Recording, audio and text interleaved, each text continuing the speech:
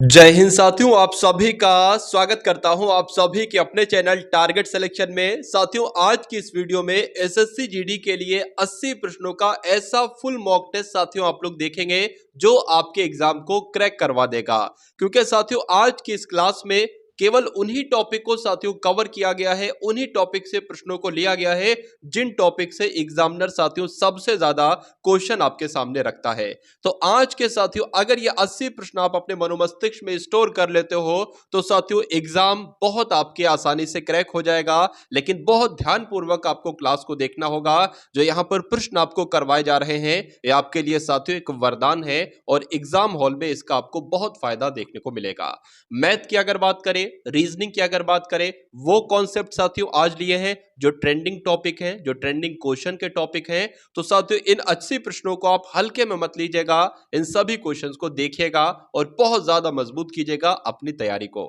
तो पहला प्रश्न साथियों आपके स्क्रीन पर आ चुका है कि संघ की राजभाषा हिंदी और लिपि देवनागरी ये भारत के संविधान के कौन से अनुच्छेद में साथियों इसका जिक्र है। तो अनुच्छेद 343 में इसका जिक्र है, ये आपको मालूम होना चाहिए। आंसर आपका जाएगा ऑप्शन नंबर बी के साथ। अब उसके बाद देखिए अगले नंबर का प्रश्न है, आपसे बहुत पूछा जाता है कि कवि का स्त्रीलिंग क्या है। तो कवि तो साथियों एक पुल्लिंग शब्द है, अगर इसका स्त्रीलिंग की अगर बात करेंगे तो कवित्री हो जाएगा। आंसर आपका जाएगा सी के साथ। उसके बाद देखिए साथियों खाली जगह वाले बहुत सारे प्रश्न आते हैं, कम से कम 2 प्रश्न तो मानकर चलिए।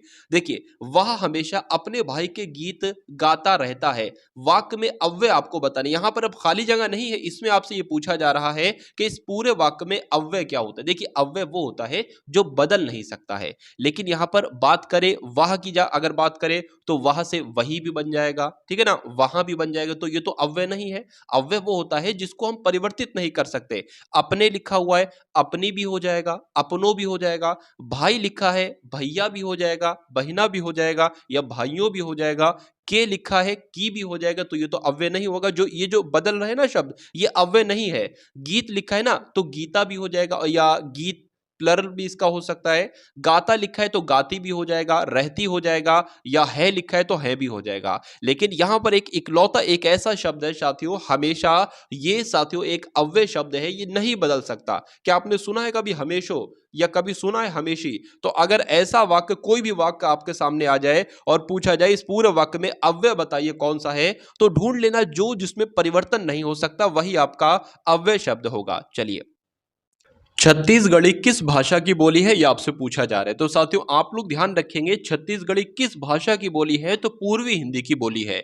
अब अगर बात करें साथियों पूर्वी हिंदी की 3 बोलियां हैं। एक तो मैंने आपको बता दी साथियों छत्तीसगढ़ी, तीनों मैं आपको एक साथ बता देता हूं। पूर्वी हिंदी की साथियों बोली है, ट्रिक से हम लोग देखेंगे ए बी सी। ए से साथियों पूर्वी हिंदी की कौन सी बोली है, तो अवधी आप लोग ध्यान रखेंगे। अगर बात करें साथियों बी से कौन सी बोली है पूर्वी हिंदी की, तो बघेली आप लोग ध्यान रखेंगे। और सी से अगर बात करें साथियों तो छत्तीसगढ़ी आपको ध्यान रखते हैं। तो अगर साथियों छत्तीसगढ़ी की जगह यहाँ पर बघेली आ जाती तो बघेली भाषा भी साथियों, बघेली जो है ना, ये भी बोली किसकी होती, ये भी पूर्वी हिंदी की होती। अवधि अगर पूछ लिया जाता तो भी ये भी साथियों पूर्वी हिंदी की होती। अब उसके बाद देखिए प्रकंपित इसमें से ध्वनि आपको कौन सी नजर आ रही है बताइए। तो र की अगर बात करते हैं, ठीक है, तो ये क्या हो जाएगी साथियों, रा। ये आपका एक प्रकंपित ध्वनि हो जाएगा। सही जवाब आपका जाएगा बी के साथ। उसके बाद देखिए विलोम शब्द युग्म नहीं है, यानी कि कौन सा विलोम शब्द नहीं है ये आपसे पूछा जा रहा है। तो अभिज्ञ का विलोम होता है अनभिज्ञ, ये तो विलोम है। अगर बात करें आबाद का विलोम होता है साथियों बर्बाद, बिल्कुल सही है। उन्मूलन का विलोम होता है रोपण, बिल्कुल सही है। लेकिन मिश्रण का विलोम साथियों कोमल नहीं होता है, ये आपस में साथियों पर्यायवाची है, ये विलोम नहीं है। तो राइट आंसर आपका जो होगा वो ऑप्शन नंबर ए के साथ जाएगा। भाई बहुत बढ़िया, वेरी गुड क्लास। अब उसके बाद देखिए अगले नंबर का साथियों प्रश्न आपके स्क्रीन पर आ चुका है कि ने युक्त शुद्ध वाक्य बताइए। एक तो आपको बताना है कि इस पूरे वाक्य में साथियों क्या है, ने आना चाहिए, और दूसरी शर्त है यहां पर वो वाक्य शुद्ध होना चाहिए। तो मैंने चाय खुद बनाई है, तो ये मुझे कहीं ना कहीं साथियों सही नहीं लग रहा है। मैंने चाय बनाया था, ये भी सही नहीं है साथियों। मैंने चाय बनाई है या मैंने चाय बनाई है, ये भी गलत हो जाएगा। अगर बात करें ने यहां पर आ रहा है और शुद्ध वाक्य की अगर बात करें तो शुद्ध वाक्य भी साथियों यही है। तो इसलिए सही जवाब आपका जो जाएगा वो ऑप्शन नंबर सी के साथ जाएगा। हिंदी भक्ति साहित्य में अष्टछाप क्या है? 8 पुस्तकें हैं, 8 कवि हैं, 8 भक्तियां हैं या 8 भजन है? तो आप लोग ध्यान रखेंगे साथियों हिंदी भक्ति साहित्य में अष्टछाप 8 कवि है। आंसर आपका बी के साथ। अपकार का उपकार से वही संबंध है जो आहान का किससे है, सम्मान से है, निर्वहन से है, या विसर्जन से है, या निर्यात से है। देखिए अपकार और उपकार एक दूसरे के विलोम है, यानी कि अपकार का विलोम उपकार होता है। तो पूछा आपसे ये जा रहा है कि आहान का विलोम क्या होता है, तो आहान का विलोम साथियों विसर्जन होता है, इसलिए सही जवाब आपका जाएगा ऑप्शन नंबर सी के साथ। अगले नंबर का प्रश्न देखिए और बताइए इस प्रश्न का सही उत्तर क्या है। देखिए श्रुति सम भिन्नार्थक शब्दों की जोड़ी आपको पहचानना है। श्रुति सम मतलब जो सुनने में तो समान दिखे, सुनने में तो समान लगे, लेकिन भिन्न भिन्न उनके क्या हो साथियों, भिन्न भिन्न उनके अर्थ हो, ऐसी जोड़ी आपको कौन सी नजर आ रही है। देखिए दिन की अगर बात करें, दिन की अगर बात करें तो ये साथियों पढ़ने में समान नहीं लग रहे हैं, शाम संध्या भी पढ़ने में समान नहीं लग रही है, संसार जगत भी पढ़ने में समान नहीं लग रहा है, लेकिन अपेक्षा और उपेक्षा कहीं ना कहीं पढ़ रहे हो तो कहीं ना कहीं ये दोनों साथियों समान लग रहे हैं, लेकिन इनके भिन्न भिन्न अर्थ हैं। अर्थ जो है ना वो भिन्न भिन्न है। जैसे कि अगर बात करें अपेक्षा का मतलब क्या होता है, तो इच्छा होता है अपेक्षा का मतलब, लेकिन उपेक्षा का मतलब क्या होता है, बेइज्जती होता है या निरादर होता है। तो कुल मिला के साथियों आंसर आपका जो जाएगा वो ऑप्शन नंबर ए के साथ जाएगा। अब उसके बाद देखिए अगले नंबर का क्वेश्चन आपके स्क्रीन पर है। जो पढ़ा ना जा सके उसके लिए एक शब्द आपसे पूछा जा रहा है, तो जो पढ़ा ना जा सके साथियों उसके लिए शब्द कौन सा होगा, अपठनीय होगा। इसका अगर बात करें, इसका वर्तनी से संबंधित भी प्रश्न आपसे बन सकता है कि बताइए भैया शुद्ध वाक्य, शुद्ध शब्द यहां पर कौन सा लिखा है, तो अपठनीय जैसे ऑप्शन नंबर बी में लिखा हुआ है ऐसे लिखा जाता है। अगला प्रश्न देखिए कि निम्नलिखित वाक्यों में से अपूर्ण भूतकाल को पहचानिए। देखिए भूतकाल आ गया तो यानी कि पास्ट, वो काम हो चुका है, गुजर चुका है। अपूर्ण यानी कि इनकम्प्लीट, एक तरीके से पूर्ण होता तो कंप्लीट होता, अपूर्ण है यानी कि इनकम्प्लीट, वो काम होना चाहिए, यह पूरी तरीके से हुआ ना होना चाहिए, और वो भूतकाल में भी होना चाहिए। तो देखते साथियों, रामू खाना खा रहा था, माँ खाना बना चुकी है, मुझे बाहर जाना है, हम घूमने जाएंगे, तो ये तो भविष्य काल का हो जाएगा। मुझे बाहर जाना है, अभी गया नहीं है साथियों, ये भी अपूर्ण भूतकाल नहीं होगा। माँ खाना बना चुकी, यहाँ पर काम पूरी तरीके से हो चुका है। रामू खाना खा रहा है, इसमें था आ गया तो ये साथियों भूतकाल हो जाएगा, और रामू खा रहा है अभी खाना, तो अभी भी साथियों उसका जारी है, यानी कि उसका काम अभी अपूर्ण है, पूर्ण नहीं हुआ है।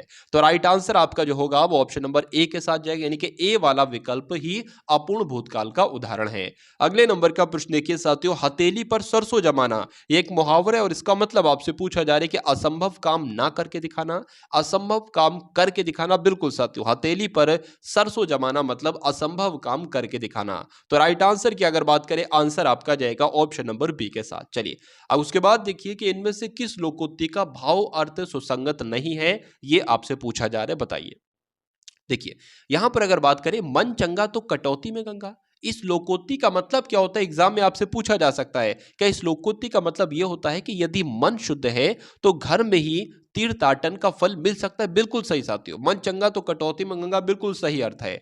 आ बैल मुझे मार, इसका मतलब क्या ये होता है जानबूझकर विपत्ति में पड़ना? बिल्कुल साथियों, ये भी बिल्कुल सही है। उसके बाद नीचे वाले दो देख लेते हैं साथियों, काला अक्षर भैंस बराबर का मतलब होता है बिल्कुल अनपढ़ होना, तो ये भी बिल्कुल सही है। आंख के अंधे नाम नैनू का मतलब क्या ये होता है कि दृष्टि बाधित को अपना नाम सोच विचार कर ही रखना चाहिए, तो ये साथियों नहीं होता है। आंख के अंधे नाम नयनमुख यानी कि गुणों के विरुद्ध नाम होना, इसका यह मतलब हुआ, इसका साथियों ये मतलब नहीं हुआ।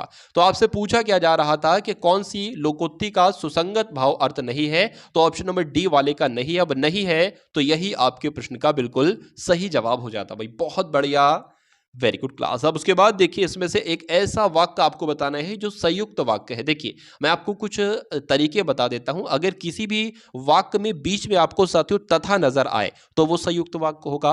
किसी भी साथियों वाक्य में आपको और नजर आए तो वो क्या होगा साथियों, संयुक्त वाक्य होगा। किसी भी वाक्य में आपको तथा नजर आए और नजर आए साथियों तो वो संयुक्त वाक्य होगा। लेकिन अगर किसी वाक्य में आपको के नजर आ रहा है या क्योंकि नजर आ रहा है तो वो साथियों संयुक्त वाक्य नहीं होगा, तो वो मिश्रित वाक्य होगा। अब अगर बात करते हैं संयुक्त वाक्य का चयन करना है, तो स्वामी जी ने अपने उद्बोधन में कहा कि शाकाहारी बनूं। अब यहां पर के आ गया तो यह संयुक्त वाक्य नहीं है, यह मिश्रित वाक्य है। दरवाजा खुला रह गया अतः चोर घर में घुस गए, मैंने आपको बताया था तथा और अगर अतः आ जाए ना, अतः, तो वो भी साथियों संयुक्त वाक्य ही होता है। चलिए अब तो यहां पर राइट आंसर तो आपका क्या हो जाएगा, ऑप्शन नंबर बी हो जाएगा। इसको भी पढ़ लेते हैं साथियों। छात्राओं ने अत्यंत सुंदर भरतनाट्यम प्रस्तुत किया, यह भी नहीं है साथियों। और यह वही स्थली है जहां ये वही स्थल है जहां कृष्ण भक्त मीरा पैदा हुई थी, ठीक है ना। तो एक तरीके से ये साथियों जो है ना, ये आपका मिश्रित वाक्य है और ये आपका सरल वाक्य है। मिश्रित वाक्य की पहचान एक और मैं आपको साथियों बतला देता हूं कि अगर शुरू में आ जाए यहां और उसके बीच में आ जाए जहां, यानी कि अगर तथापि तथापि आ जाए और यद्यपि आ जाए ऐसे करके, ठीक है ना, तो वो आपके मिश्रित वाक्य के उदाहरण कहलाए जाते हैं।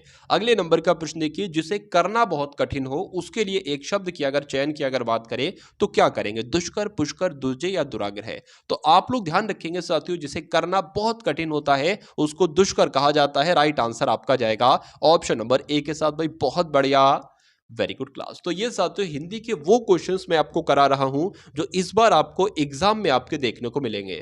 तो यहां तक का अगर आपने सफर तय कर लिया है तो क्या आप नहीं चाहते कि साथियों जीके और जीएस में भी साथियों आपका बेस्ट स्कोर आए?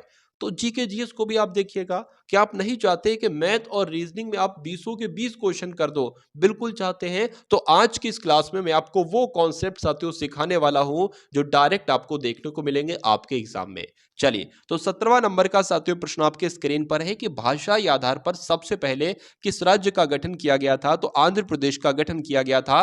राइट आंसर आपका जाएगा ऑप्शन नंबर डी के साथ। अगले नंबर का प्रश्न आपकी स्क्रीन पर है कि दुबला शब्द में जो दू आया है ना, ये क्या है? देखिए, दुबला शब्द में जो दू आया है वो साथियों क्या है? वो एक उपसर्ग है। आंसर आपका जाएगा ऑप्शन नंबर बी के साथ। बहुत बढ़िया, वेरी गुड क्लास। अब उसके बाद देखिए, खाली जगह का साथियों एक प्रश्न आपके स्क्रीन पर है कि उस योजना का स्वरूप तैयार किया जा रहा है या उस योजना का प्रारूप तैयार किया जा रहा है या रूपरेखा तैयार की जा रही है या कार्यक्रम तैयार किया जा रहा है? तो यहां पर अगर बात करें, किसी भी योजना का साथियों प्रारूप तैयार किया जाता है, ना कि रूपरेखा, ना कि कार्यक्रम, ना कि स्वरूप। तो यहां पर साथियों कौन सा शब्द आ जाएगा? प्रारूप शब्द आ जाएगा और पूरा वाक्य सही हो जाएगा। चलिए, निम्नलिखित में से शुद्ध वर्तनी वाला शब्द अगर बात करें तो कौन सा है साथियों? बताइए। देखिए, आहार गलत है, आहार होता है। रचयिता लिखा हुआ रचयिता होता है। दृष्टा भी गलत है। प्रतिदर्श यहां पर साथियों बिल्कुल सही है और सही है तो यही आपके प्रश्न का बिल्कुल सही जवाब हो जाता। भाई बहुत बढ़िया, वेरी गुड क्लास। अब उसके बाद देखिए साथियों, अब 20 क्वेश्चंस हम लोग यहां पर देखेंगे। पूरी जीके जीएस के सबसे महत्वपूर्ण क्वेश्चन यहां पर चलेंगे साथियों, 20 प्रश्न। तो अगर आपसे एग्जाम में पूछा जाए कि एशिया का नोबेल पुरस्कार किस पुरस्कार को कहा जाता है साथियों, तो रमन मैग्सेसे पुरस्कार को क्या कहा जाता है? एशिया का नोबेल पुरस्कार कहा जाता है। आंसर आपका ए के साथ। प्रोजेक्ट टाइगर बहुत पूछा जाता है साथियों, ये कब शुरू हुआ था? तो आप लोग साथियों डेट भी याद रखेंगे और वर्ष भी याद रखेंगे, यानी कि 1 अप्रैल 1973 को प्रोजेक्ट टाइगर प्रारंभ किया गया था। आंसर आपका बी के साथ जाएगा। उसके बाद देखिए, बांदीपुर राष्ट्रीय उद्यान का संबंध किससे है? तो अगर बात करें साथियों ये कहां पर है, तो है तो ये कर्नाटक में, यानी कि बांदीपुर राष्ट्रीय उद्यान कहां पर है? तो कर्नाटक में है। लेकिन ये किसके लिए जाना जाता है? ये बाघों के लिए जाना जाता है। राइट आंसर आपका जाएगा ऑप्शन नंबर ए के साथ। अब उसके बाद देखिए, भाभा परमाणु अनुसंधान केंद्र साथियों ये कहां पर है? नई दिल्ली में, उत्तर प्रदेश में, बंगलुरु में या साथियों ट्रॉम्बे में? कहां पर स्थित है? ट्रॉम्बे में स्थित है। ये आप लोग ध्यान रखेंगे। राइट आंसर आपका डी के साथ। उसके बाद देखिए, शहीद भगत सिंह दिवस कब मनाया जाता है? तो आप लोग के लिए यहां पर साथियों एक प्रश्न है कि शहीद भगत सिंह दिवस कब मनाया जाता है? 23 मार्च को मनाया जाता है। राइट आंसर आपका हो जाता है ऑप्शन नंबर सी। उसके बाद देखिए, हड़प्पा सभ्यता में विशाल स्नानागार का साक्ष्य साथियों कहां से मिला है? स्नानागार की अगर बात करें, इसका साक्ष्य साथियों कहां से मिला है? मोहनजोदड़ो में पाया गया है। राइट आंसर आपका साथियों अगर है ऑप्शन नंबर बी के साथ, तो बिल्कुल करेक्ट है। उसके बाद देखिए, महात्मा बुद्ध ने अपना जो पहला उपदेश दिया था वो कहां पर दिया था? तो कहां पर दिया था साथियों? सारनाथ में दिया था। ये आप लोग ध्यान रखेंगे। आंसर जिनका भी यहां पर ऑप्शन नंबर डी है, तो बिल्कुल करेक्ट है। उसके बाद देखिए, एक अगला साथियों अति महत्वपूर्ण प्रश्न आपकी स्क्रीन पर है कि कविराज साथियों किसको कहा जाता है? तो कविराज किसको कहा जाता है? समुद्रगुप्त को कहा जाता है। इसलिए राइट आंसर आपका अगर है ऑप्शन नंबर ए के साथ, तो बिल्कुल करेक्ट हो जाता है। साइमन कमीशन के बहिष्कार के दौरान हुआ लाठीचार्ज, जो साइमन कमीशन का बहिष्कार हो रहा था उस दौरान साथियों लाठीचार्ज हुआ था। तो उस लाठीचार्ज की वजह से साथियों एक नेता की मृत्यु हो गई थी। उस नेता का नाम आपसे पूछा जा रहा है, तो उनका नाम साथियों क्या था? लाला लाजपत राय उनका नाम था। इसलिए सही जवाब आपका जो जाएगा वो ऑप्शन नंबर सी के साथ जाएगा। चलिए, उसके बाद देखिए गोलमेज सम्मेलन क्यों आयोजित किए जाते हैं, ये आपसे पूछा जा रहा है। इसमें से कौन सा विकल्प साथियों सही होगा? क्या गांधी जी का विरोध करने के लिए गोलमेज सम्मेलन शुरू किए गए थे? तो मैं कहूंगा नहीं। भीमराव अंबेडकर को भारत का नेता बनाने के लिए भी नहीं गोलमेज सम्मेलन शुरू किए गए थे। देखिए अगर आपसे पूछ लिया जाए कितने गोलमेज सम्मेलन हुए थे, तो 3 गोलमेज सम्मेलन हुए थे। पहला गोलमेज सम्मेलन 1930 में, दूसरा 31 में, तीसरा 32 में। पूछा जाए कहां पर हुए थे, तो ये तीनों गोलमेज सम्मेलन साथियों लंदन में हुए थे। चलिए ऊपर वाले 2 तो कट हो जाते हैं। साइमन कमीशन की संस्तुतियों पर विचार के लिए भी साथियों नहीं, एक तरीके से अगर बात करें भारत को स्वतंत्रता प्रदान करने के लिए कहीं ना कहीं साथियों इसकी शुरुआत की गई थी। इसलिए सही जवाब आपका जो जाएगा वो ऑप्शन नंबर किसके साथ जाएगा साथियों? डी के साथ जाएगा। क्यों? क्योंकि साथियों ऊपर वाले तीनों तो किसी भी हालत में इसका राइट आंसर नहीं हो सकता, तो आंसर आपका बचता है ऑप्शन नंबर डी। तो इसलिए आपका कहीं ना कहीं उत्तर जो जाएगा साथियों वो डी के साथ ही जाएगा। अगले नंबर का प्रश्न देखिए अगर बहुत ज्यादा इसका पूरा मकसद नहीं था गोलमेज सम्मेलन का, तो कहीं ना कहीं साइड वाला अगर मकसद बात करें तो साइड वाला मकसद उद्देश्य ये हो सकता है। चलिए अब उसके बाद देखिए निम्नलिखित में से किस नृत्य शैली में कथा भाव हमेशा महाभारत या रामायण से लिया जाता है? तो किसकी बात चल रही है साथियों? कुचिपुड़ी की बात चल रही है। ये आपके इस प्रश्न का बिल्कुल सही जवाब हो जाता है। अब उसके बाद देखिए अगला प्रश्न आपकी स्क्रीन पर है कि जो विट्ठल स्वामी मंदिर है और जो हजारा मंदिर है, इसका निर्माण किसके द्वारा करवाया गया था? तो कृष्णदेव राय के द्वारा करवाया गया था। सही जवाब आपका जाएगा ऑप्शन नंबर सी के साथ। उसके बाद देखिए भारतीय मरुस्थल की एक महत्वपूर्ण नदी इसमें से कौन सी है? तो इसमें से साथियों कौन सी है? लूनी नदी की अगर बात करते हैं, ये भारतीय मरुस्थल की एक महत्वपूर्ण नदी है। राइट आंसर आपका ऑप्शन नंबर ए हो जाता है। अब उसके बाद देखिए साथियों कई बार ये मुझे प्रश्न दिख चुका है बहुत सारे एग्जाम में, तो नागार्जुन सागर बांध का निर्माण कौन सी नदी पर हुआ है? तो कौन सी नदी पर हुआ है साथियों? कृष्णा नदी पर हुआ है। सही जवाब आपका जाएगा ऑप्शन नंबर ए के साथ। चलिए उसके बाद देखिए समुद्र तल से ऊपर विश्व की सबसे बड़ी पर्वत श्रृंखला इसमें से कौन सी है? तो कौन सी है साथियों? हिमालय है। सही जवाब आपका हो जाता है ऑप्शन नंबर बी के साथ। अगले नंबर का प्रश्न आपकी स्क्रीन पर है कि पूर्ण लागत कीमत निर्धारण के अधीन निम्नलिखित में से किसके द्वारा कीमत निर्धारित की जाती है? तो किसके द्वारा साथियों कीमत निर्धारित की जाती है? सीमांत लागत में सामान्य लाभ जोड़कर कीमत निर्धारित की जाती है। सही जवाब आपका जाएगा ऑप्शन नंबर सी के साथ। अब उसके बाद देखिए आर्थिक समृद्धि निर्भर करती है, किस पर निर्भर करती है? तो अगर ये प्रश्न आपकी परीक्षा में आ जाए तो आप लोग ध्यान रखेंगे आर्थिक समृद्धि साथियों निवेश के स्तर पर निर्भर होती है। सही जवाब आपका ऑप्शन नंबर सी के साथ। भारतीय रिजर्व बैंक किस प्रणाली के अनुसार नोट जारी करता है? तो किस प्रणाली के तहत साथियों नोट जारी करता है? नियत प्रत्यय प्रणाली नहीं, अधिकतम प्रत्यय प्रणाली नहीं, न्यूनतम आरक्षण प्रणाली, ये साथियों बिल्कुल सही जवाब आपका हो जाएगा। यानी कि अगर बात करें साथियों भारतीय रिजर्व बैंक न्यूनतम आरक्षण प्रणाली के अनुसार ही नोट जारी करता है। सही जवाब आपका सी के साथ।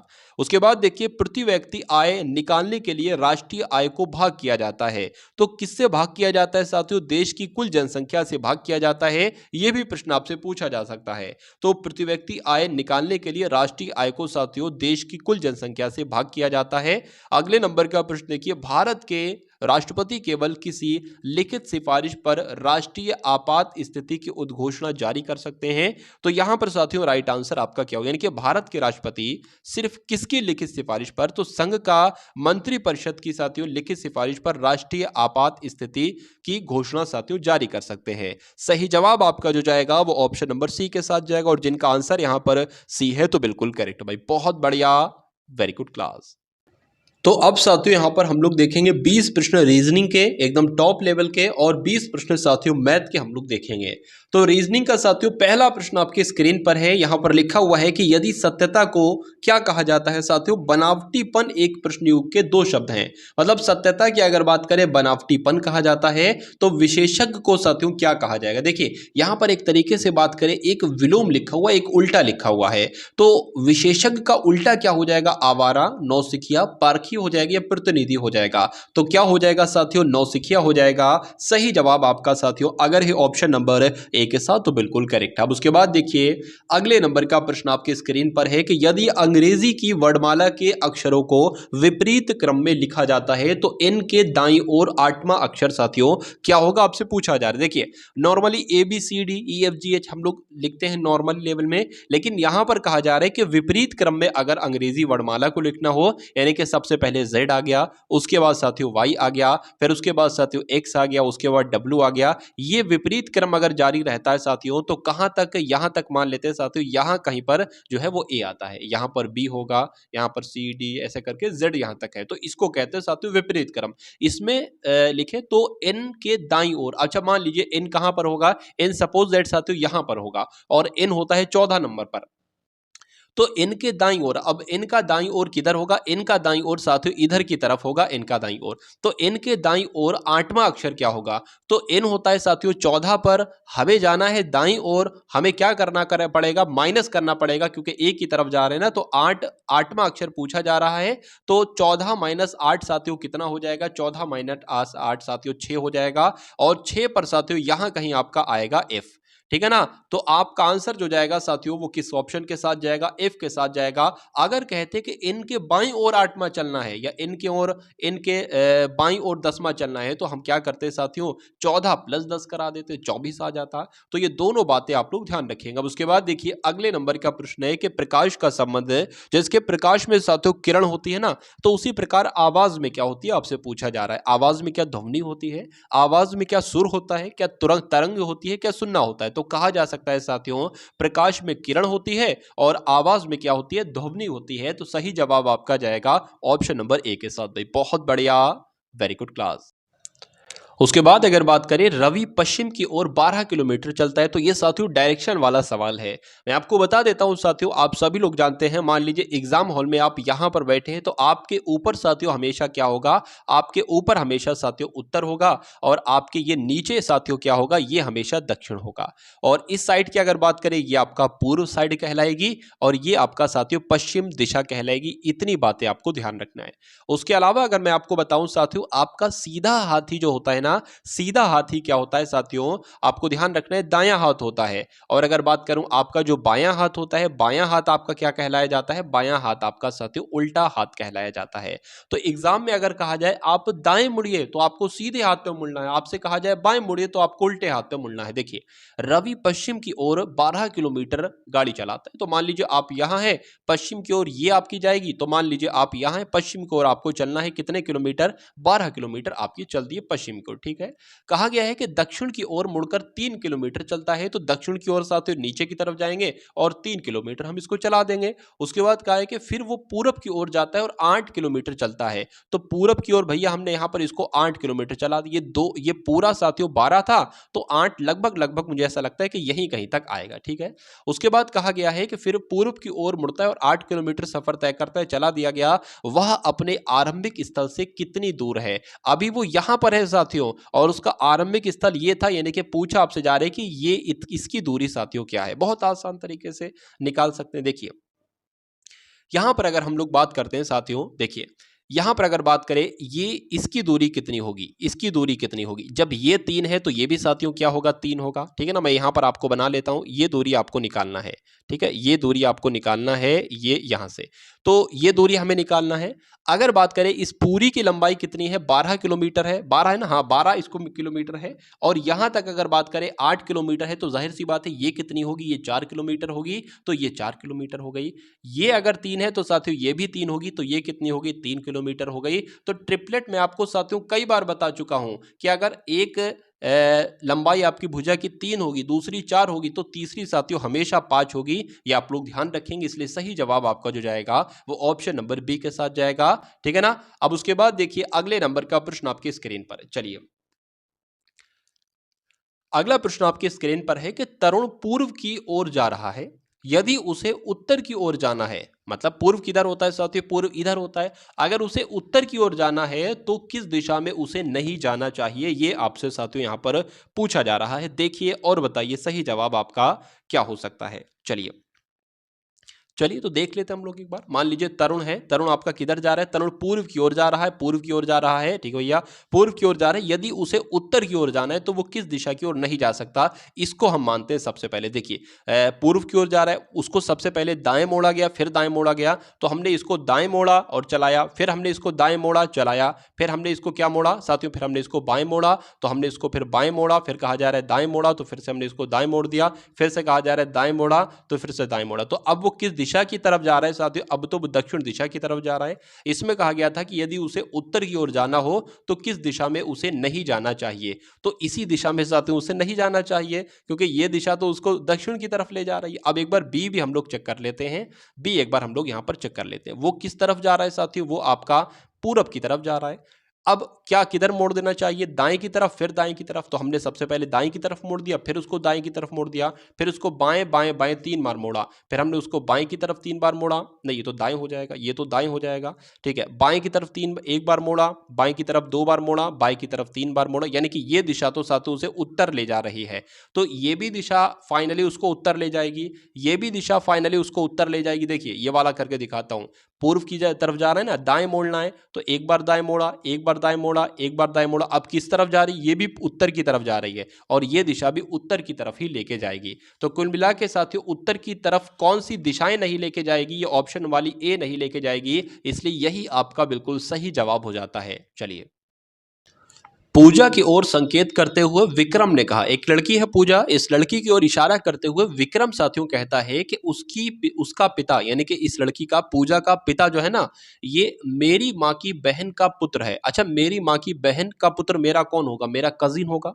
मेरा एक तरीके से भाई होगा, ठीक है। तो अब मेरे भाई की लड़की है ये, इसका पिता, इसका ये जो पिता है ना, पूजा का पिता है, ये मेरा कौन है, मेरा कजिन है। तो भैया मेरे कजिन की बेटी मेरी कौन होगी, विक्रम उसको क्या कहेगा, तो विक्रम उसको साथियों भतीजी कहेगा। मेरे भाई की बेटी कौन होगी, मेरी भतीजी होगी, ठीक है। तो अगर आपसे पूछा जाता वैसे यहाँ पर पूछा जा रहा है पूजा का विक्रम से क्या संबंध है, तो विक्रम क्या कहेगा पूजा को, तो भतीजी कहेगा। लेकिन यहाँ पर अगर ये लिखा होता विक्रम का पूजा से क्या संबंध है, तो पूजा क्या कहती विक्रम को, पूजा साथियों क्या कहती, चाचा कहती, तो आपका उत्तर चाचा होता। यहाँ पर बहुत लोग कंफ्यूज हो जाते हैं कि पूजा का विक्रम से क्या संबंध है। अब यहाँ पर भतीजी है तो बता दोगे, लेकिन अगर यहाँ पर साथियों ऑप्शन में चाचा भी होता तो कैसे बताते, तो मैं आपको बता देता हूं, सा से पहले, ये से पहले जो शब्द लिखा हो, आपको देखना है कि ये बंदा क्या कहेगा इस बंदे को, तो वही आपका उत्तर हो जाएगा। ये बंदा क्या कहेगा, ये बंदा भतीजी कहेगा। और अगर यहां पर पूजा आ जाता तो पूजा क्या कहती इस बंदे को, पूजा कहती मेरा चाचा। तो आंसर आपका कुल मिला के जो है वो ऑप्शन नंबर ए के साथ है। अब उसके बाद एक और साथियों प्रश्न देखिए कि एक स्त्री का परिचय देते हुए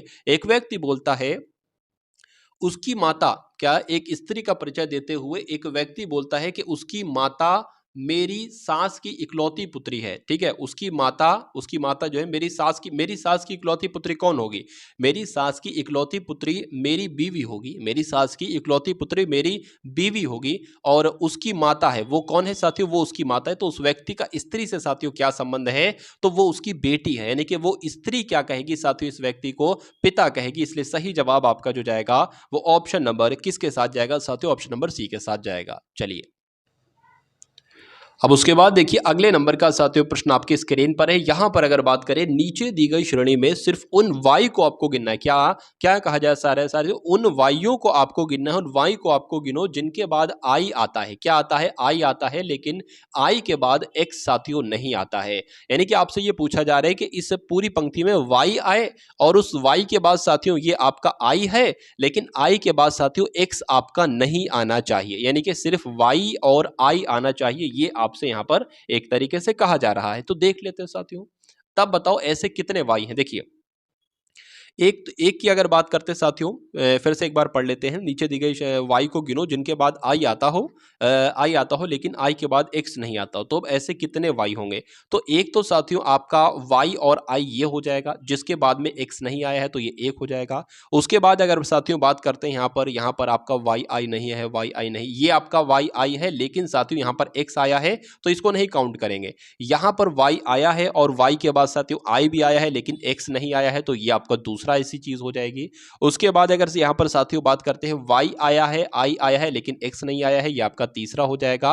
अगर बात करें कोई और भी है, वाई भी है, आई भी है, लेकिन एक्स है, इसको काउंट नहीं करेंगे। यहां पर साथियों वाई है और आई है और जेड है, एक्स नहीं है, तो ये आपका चौथा हो जाएगा। तो ऐसी कितनी वाई आई है, ऐसी 4 वाई आई है जिनके बाद आई तो है लेकिन एक्स नहीं है। तो सही जवाब आपका जो जाएगा वो ऑप्शन नंबर बी के साथ जाएगा। भाई बहुत बढ़िया, वेरी गुड क्लास। अब उसके बाद देखिए, नीचे दिए गए शब्दों में से शब्दकोश में आखिरी शब्द साथियों कौन सा होगा। देखिए, OPI इसमें भी है, OPI इसमें भी है, OOD इसमें भी। ये तो शुरू में आ जाएगा, ये तो हो ही नहीं सकता उत्तर। अंत वाला शब्द आपको बताना है, ठीक है। अब P के बाद आता है U, तो ये दोनों पहले आएंगे इस ऑप्शन से, तो सबसे अंत में कौन सा आएगा? सबसे अंत में साथियों ऑप्शन नंबर C वाला आएगा और यही आपका बिल्कुल सही जवाब हो जाता है।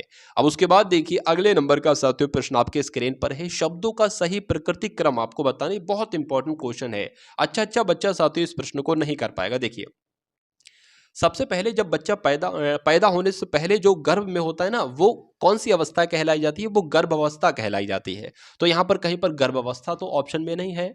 जब बच्चा पैदा हो जाता है वो उसकी शैशवावस्था कहलाई जाती है, यानी कि पैदा होने के बाद जो सबसे पहली अवस्था होती है वो साथियों शैशवावस्था होती है। लेकिन यहाँ पर तो बचपन लिखा हुआ है पहली अवस्था, तो ये गलत हो जाएगा। यहाँ पर भी बचपन लिखा हुआ है, यहाँ पर साथियों किशोरावस्था। किशोरावस्था तो साथियों 11-12 साल की उम्र की अवस्था होती है, 18-19 साल तक चलती है किशोरावस्था, तो ये भी गलत हो जाएगा, ठीक है ना। यहां पर साथियों शैशवावस्था लिखा हुआ है, तो ये आपका सही जवाब है क्या? तो शैशवावस्था की अगर बात करें, ये साथियों जन्म से शुरू होती है, वही लगभग 3-4-5 साल तक की रहती है।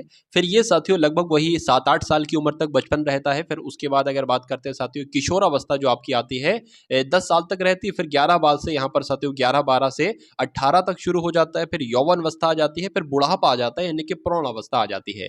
तो जो सही क्रम है साथियों वो कौन सा है? सही क्रम साथियों ऑप्शन नंबर डी वाला है और यही आपका बिल्कुल सही जवाब हो जाता है। भाई बहुत बढ़िया, वेरी गुड क्लास। चलिए निम्न में से कौन सा वर्ष अधिवर्ष है? यानी कि कौन सा वर्ष साथियों अगर आपसे पूछा जाए अधिवर्ष है या लीप वर्ष है, बात एक ही है। तो यहां पर अगर बात करें, देखिए कौन सा वर्ष लीप वर्ष है, यहां पर जो भी साथियों 4 से पूरा विभाजित हो जाए वो आपका क्या हो जाएगा साथियों? वो आपका लीप वर्ष हो जाएगा। तो देख लीजिए एक बार साथियों कौन सा यहां पर 4 से पूरा साथियों विभाज्य होता है, एक बार देख लेते। देखिए 4 चौक 16 हो जाएगा, 4 चौक 16 होगा तो 3 हो गई 38 हो जाएगा, 4 नीम आपका 36 हो जाएगा, 2 बचेगा ये 22 हो जाएगा और 4 22 से नहीं कट होगा तो ये नहीं होगा। 1978 की अगर बात करें साथियों 4 चौक आपका 16 हो जाएगा, 3 जाएगा और अगर बात करें ये भी नहीं होगा, लास्ट में 18 आएगा। अगर बात करें साथियों यहाँ पर 4 चौक आपका क्या हो जाएगा साथियों 16 हो जाएगा, 1 बचेगा 10 हो जाएगा, 4 दूना आपका कितना हो जाएगा 8 हो जाएगा, फिर आपका 2 बचेगा और 4 पंजे 20, 4 छंग आपके 24 हो जाएंगे। तो ये पूरा साथियों कट जा रहा है। तो इसमें से कौन सा लीप वर्ष है साथियों? ऑप्शन नंबर सी वाला ही आपका लीप वर्ष हो जाएगा। चलिए अब उसके बाद देखिए अगले नंबर का साथियों क्वेश्चन आपके स्क्रीन पर है। कल से पहले का दिन शुक्रवार था, तो कल के बाद का दिन क्या होगा? मान लेते हैं साथियों ये क्या है, ये आज का दिन है, ये साथियों आज है और ये क्या हो जाएगा? तो आज से पहले साथियों क्या हो जाएगा? कल हो जाएगा गुजरा हुआ। ये क्या हो जाएगा साथियों? ये आपका परसों हो जाएगा, ठीक है ना। तो यहां पर क्या कहा जा रहा है कि कल से पहले का दिन, अरे भाई कल ये है और कल से पहले का दिन ये है, तो कल से पहले का दिन बताया जा रहा है शुक्रवार है, तो ये आपका साथियों यानी कि परसों कौन सा दिन था? परसों शुक्रवार था। कहा जाए देखिए जब परसों शुक्रवार होगा तो कल को कौन सा दिन होगा? ठीक है, कल आपका शुक्र के बाद साथियों शनिवार आ जाता है, तो शनिवार होगा। शनिवार के से पहले अगर बात करें मतलब बात करें तो यहां पर साथियों रविवार आ जाएगा, यानी कि कुल मिला के आज रविवार है और कल शनिवार था और परसों शुक्रवार था। पूछा आपसे ये जा रहा है कि कल के बाद कौन सा दिन होगा, तो कल तो आपका ये हो जाएगा और परसों आपका ये हो जाएगा। तो कल कौन सा दिन होगा? सोमवार। और परसों कौन सा दिन होगा साथियों? मंगलवार होगा। क्या मंगलवार साथियों ऑप्शन में है? तो बिल्कुल है साथियों, ऑप्शन नंबर सी में है और यही आपका बिल्कुल सही जवाब हो जाता। भाई बहुत बढ़िया, वेरी गुड क्लास। अब उसके बाद देखिए नीचे दिए गए विकल्पों में से सही विकल्प आपको चुनना है। कौन सा चित्र आपको बताना है कि जलेबी को, मिठाई को और खाने योग्य वस्तुओं का प्रदर्शन कर रहा है? बताइए। देखिए अगर बात करें ये आपका खाने योग्य पदार्थ हो जाएंगे, खाने योग्य वस्तु हो जाएंगे। अब खाने योग्य वस्तुओं में ही तो होता है साथ, उसके अंतर्गत ये आपकी मिठाई हो जाएगी और मिठाई के अंदर आपकी साथियों ये जलेबी आ जाएगी। तो ऐसा विकल्प आपको कहां पर नजर आ रहा है? ऐसा विकल्प आपको ऑप्शन नंबर सी में नजर आ रहा है, तो यही आपका बिल्कुल सही जवाब हो जाता। भाई बहुत बढ़िया, वेरी गुड क्लास। चलिए साथियों उसके बाद देखिए इस श्रृंखला के 9 के कितने अंक हैं? 9 के कितने मतलब इसमें यहाँ पर आप लोग जो श्रृंखला देख रहे हैं इसमें कितनी बार 9 आया है, लेकिन 9 से पहले साथियों यहाँ पर बताया गया है, एक कंडीशन दी गई यहाँ पर कि कितने ऐसे 9 अंक हैं जिनके ठीक पहले 6 होना चाहिए। क्या पहले तो 9 के 6 होना चाहिए लेकिन बाद में साथियों 3 नहीं होना चाहिए, यानी कि बाद में साथियों 3 नहीं होना चाहिए। तो देख लेते हैं हम लोग कितनी बार ऐसा आया है। तो 6 9 तो लिखा हुआ है लेकिन यहाँ पर 3 है तो काउंट नहीं करेंगे। उसके बाद 6 9 लिखा है और 3 नहीं है तो ये साथियों 1 काउंट हो जाएगा। उसके बाद अगर साथियों यहां पर हम लोग बात करते हैं, देखिए 6 9 है और 3 नहीं है तो ये 2 हो जाएगा, और 6 9 है और 3 नहीं है तो साथियों ये 3 हो जाएंगे। यानी कि 3 बार ऐसे 9 अभी तक आए हैं जिनके पहले तो साथियों 6 है लेकिन बाद में 3 नहीं है। उसके बाद और साथियों हम लोग अगर बात करें तो 6 9 यहाँ पर लिखा है लेकिन 3 है तो ये काउंट नहीं करेंगे। 6 और 9 साथियों ये आपका ये है, और यहाँ पर भी साथियों आपका 3 नहीं है तो आपका ये 4, यानी कि कुल मिला के साथियों ये 9 जो है ना इस श्रृंखला में 4 बार आया है, जिसके पहले 6 है लेकिन बाद में 3 नहीं है। तो आंसर आपका किस ऑप्शन के साथ जाएगा? ऑप्शन नंबर सी के साथ जाएगा। भाई बहुत बढ़िया, वेरी गुड क्लास। अब उसके बाद देखिए अगले नंबर का साथियों क्वेश्चन आपकी स्क्रीन पर है, देखिए और बताइए कि सही जवाब यहां पर साथियों आपका क्या हो सकता है। दिए गए चित्र में त्रिभुजों की संख्या साथियों आपसे यहां पर पूछी जा रही, तो इसमें कितने त्रिभुज बनेंगे? 15, 16, 8 या 12 बनेंगे? तो देख लेते हैं साथियों। देखिए यहां पर अगर बात करें यहां से ये और ये साथियों, ये कितना त्रिभुज हो गया? ये एक त्रिभुज हो गया। दूसरे त्रिभुज की अगर बात करें, दूसरा त्रिभुज यहां से साथियों बन जाएगा, ये आपका दूसरा त्रिभुज हो गया, ये 2 हो गए ना। अब अगर इसी बड़े वाले त्रिभुज की बात करें तो ये आपका साथियों 3 त्रिभुज यहां पर हो जाएंगे। अब इसको देख लीजिए, ये आपका चौथा त्रिभुज हो गया, ठीक है, चौथा त्रिभुज हो गया, और ये आपका साथियों पांचवा त्रिभुज हो गया, ये 5 हो गया, और इस बड़े वाले को साथियों काउंट करें तो ये आपका कितना हो जाएगा? ये आपका 6 हो जाएगा। भाई 1 2 3 4 5 6, 6 हो गए ना। 6 की अगर बात करें, 6 के बाद ये अब बड़ा वाला बनेगा 6, और ये साथियों 1 हो जाएगा, आपका 7वां त्रिभुज हो गया। 7 और ये आपका साथियों 8 त्रिभुज हो गए, 8वां त्रिभुज हो गया ना। अब 8 ये हो गया, और ये बड़ा वाला साथियों भी तो बनेगा, ये आपका कौन सा हो जाएगा? ये 9 हो जाएगा, यहां से यहां तक 9 त्रिभुज हो गए। बात करें साथियों ये आपका कौन सा हो जाएगा? ये 10वां हो गया, ठीक है, ये आपका 10वां हो गया, और इस पूरे को अगर काउंट करें साथियों तो ये आपका 11वां हो जाएगा, और इसकी अगर बात करें साथियों ऐसे करके ये आपका कुल मिला के 12वां हो गया। इसके बाद साथियों 12 त्रिभुज हो गया, और इसके अलावा मुझे तो और कोई त्रिभुज नजर नहीं आ रहा है। तो साथियों कौन सा ऑप्शन बिल्कुल करेक्ट होगा? 12 त्रिभुज साथियों कौन से ऑप्शन में है? तो ऑप्शन नंबर डी वाले में, और यही आपका बिल्कुल सही जवाब हो जाता है। चलिए अब उसके बाद देखिए साथियों नेक्स्ट नंबर का क्वेश्चन आपकी स्क्रीन पर है। आपसे पूछा जा रहा है कि निम्न संख्याओं का अध्ययन कीजिए और उचित विकल्प ढूंढकर श्रृंखला को पूरा कीजिए। यानी कि जो डॉट डॉट डॉट है वहां पर साथियों कौन सा नंबर आ सकता है ये आपसे पूछा जा रहा है। देखिए ये एक ही संख्या है, एक तरीके से बात करें ना, ये साथियों एक ही संख्या है। देखिए यहां पर साथियों जब हम बात करते हैं कि ये कैसे साथियों हुआ है, देखिए यहां पर अगर हम लोग बात करें साथियों, ये आपका 3 से देखिए 6 हो रहा है, ठीक है, और 6 से आपका कितना हो रहा है साथियों? इतना हो रहा है। तो कैसे क्या होगा साथियों, ये यहां पर अगर बात करें, देखिए मैं आपको समझा देता हूं सही तरीके से। देखिए भाई ये कॉमा नहीं है, बस कुल मिला के आपको ये 12 है साथियों। क्या है ये? 12, इतना आपको ध्यान रखना है। देखिए जब 6 का आधा करेंगे तो 3 बन जाएगा, 6 का आधा करने पर क्या बन जाएगा? 3 बन जाएगा, और 12 का आधा करने पर यहां पर 6 बन रहा है, तो 24 का आधा करेंगे साथियों तो 12 बनेगा। इसलिए सही जवाब आपका जाएगा ऑप्शन नंबर डी के साथ, ठीक है ना। इसलिए आंसर आपका अगर है ऑप्शन नंबर बी के साथ तो बिल्कुल करेक्ट हो जाता। अब उसके बाद देखिए कि बेमेल को इसमें से आपको चुनना है, जैसे कि चाचा भतीजा, पिता पुत्र, भाई और बहन, ससुर और दामाद। तो इसमें से सबसे अलग कौन सा होगा बताने की कोशिश कीजिए। देखिए चाचा भतीजे का एक ही खून होता है, क्यों? क्योंकि चाचा के मतलब इनकी भाई की ही तो औलाद होगी भतीजा, तो एक ही खून हुआ।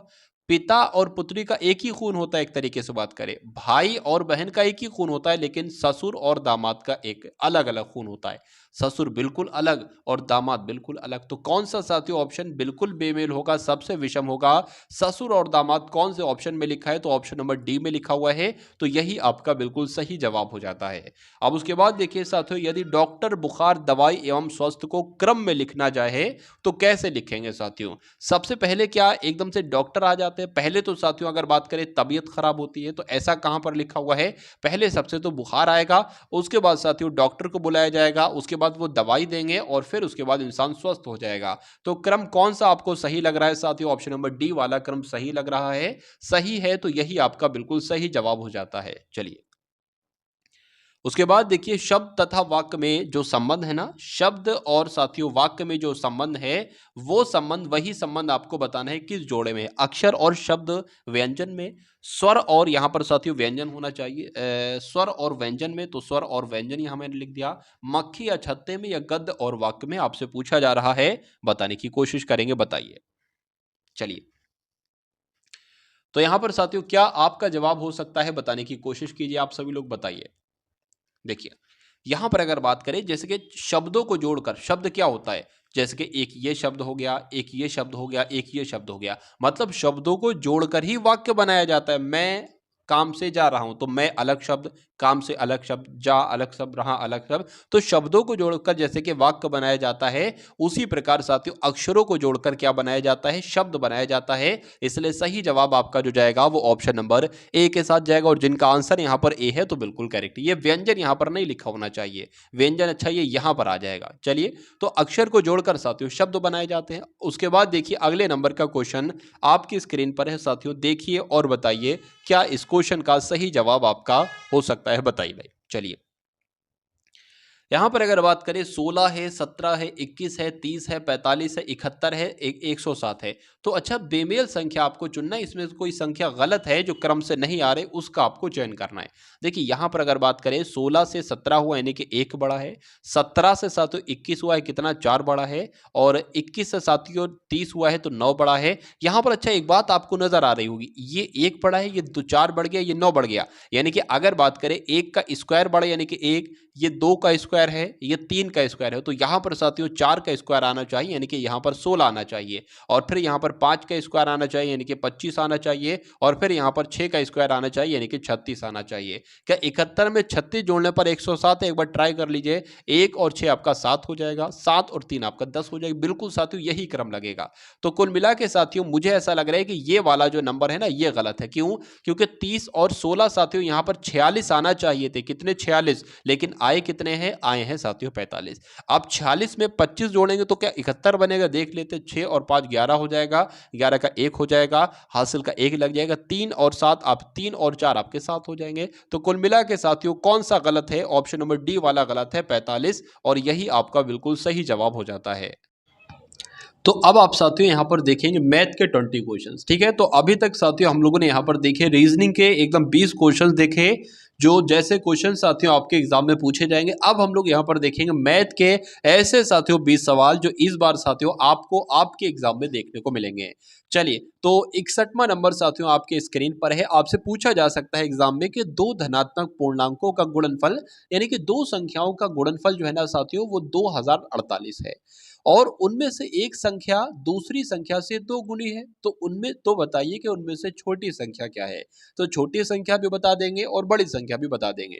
यहाँ पर कहा गया है कि उनमें से एक संख्या दूसरी संख्या के से दो गुनी है।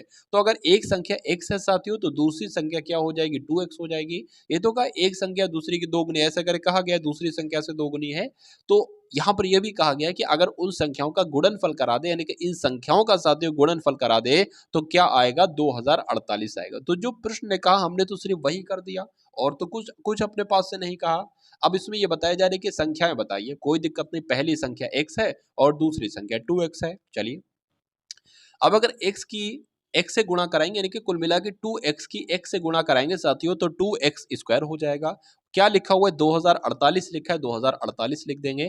x स्क्वायर बराबर साथियों क्या हो जाएगा? 2048 बटे साथियों क्या आ जाएगा? 2 आ जाएगा, क्योंकि इस 2 की भाग साथियों 2048 से हो जाएगी। उसके बाद अगर बात करें इसको कट करेंगे साथियों, 2 एकम 2 हो जाएगा, 0 लग जाएगा, 2 दूना 4, 2 चौक 8 आ जाएगा। यानी कि साथियों x स्क्वायर बराबर क्या आया है? 1024 आया है। अब कभी भी साथियों x स्क्वायर हो और उसके सामने कुछ नंबर लिखा हो तो वो साथियों किसी न किसी संख्या का स्क्वायर होगा। अब आपको पता ये लगाना है कि ये किस संख्या का स्क्वायर है साथियों, ये 32 का स्क्वायर है। तो क्या आएगा साथियों? x बराबर क्या आ जाएगा? x बराबर साथियों 32 आ जाएगा। पूछा क्या गया था? छोटी संख्या पूछी गई थी। छोटी संख्या ये है और बड़ी संख्या ये है। तो छोटी संख्या साथियों क्या निकल कर आई? x का मान 32 निकल कर आया। और साथियों बड़ी क्या संख्या निकल कर आई? 32 दूना कितने हो जाएंगे? 64 हो जाएंगे। तो साथियों आंसर की अगर बात करें, छोटी संख्या पूछी गई है ना, छोटी संख्या बताइए, तो छोटी संख्या आपकी 32 हो जाएगी, और अगर बड़ी संख्या पूछी जाती तो 64 हो जाएगी। तो जिनका आंसर यहां पर ऑप्शन नंबर ए है तो बिल्कुल करेक्ट है। चलिए, अब उसके बाद देखिए अगले नंबर का प्रश्न है कि x प्लस 1/x बराबर √3 है। तो x क्यूब यहां पर साथियों लिखा हुआ है, x क्यूब लिखा हुआ है। क्या? x cube plus 1/x cube लिखा है, ठीक है ना। तो ये भी आपका x क्यूब हो जाएगा। तो इसका मान आपको बताना है। देखिए यहां पर अगर हम लोग बात करें साथियों इस तरह के सवाल को कैसे किया जाएगा, ये मैं इसका आसान सा तरीका आपको बतला देता हूं। अगर बात करें यहां पर क्यूब क्यूब है ना, क्यूब क्यूब का मान निकालना है तो साथियों इसको इसका भी आपको क्या करना पड़ेगा? क्यूब इसका भी करना पड़ेगा, और क्यूब साथियों इसका भी करना पड़ेगा। क्यों? क्योंकि इस क्यूब से ये क्यूब कैंसिल हो जाएगा, इसलिए साथियों दोनों पर हमने क्यूब चढ़ा लिया, कोई दिक्कत नहीं है। अच्छा, अब ये तो वो बन गया a प्लस बी का होल ऑफ क्यूब बन गया, और a प्लस बी का साथियों होल ऑफ क्यूब का साथियों सूत्र क्या होता है? सूत्र क्या होता है साथियों? a क्यूब होता है प्लस आपका बी क्यूब होता है साथियों, प्लस 3ab होता है, प्लस 3ab होता है, और साथियों क्या होता है? a प्लस बी होता है। ठीक है ना, ये आपको मालूम होना चाहिए, याद होना चाहिए।